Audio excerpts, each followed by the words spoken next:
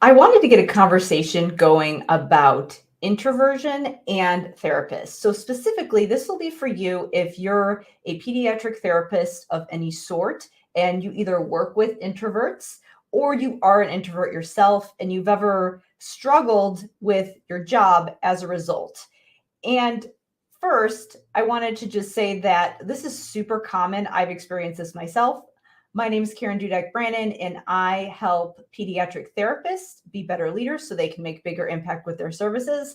And this is definitely a topic that I've noticed that has come up in a lot of the professional circles. It's definitely one that's really resonated with me. So, as I said, I wanted to get a conversation going about myths about introversion because I think that when there are myths out there, it can be challenging for a number of reasons. Number one, if you're an extrovert, it can be hard to relate to people who are very introverted and kind of understand some of their behaviors. So that can be a problem. But also, if you're an introvert, it's really it's really important that you understand yourself so that you know how to set yourself up to be successful and have the energy to go through your day-to-day tasks and successfully.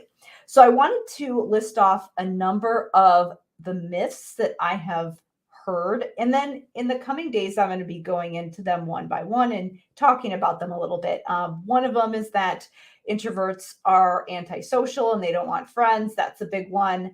Another one is that introverts can't be good leaders or good therapists.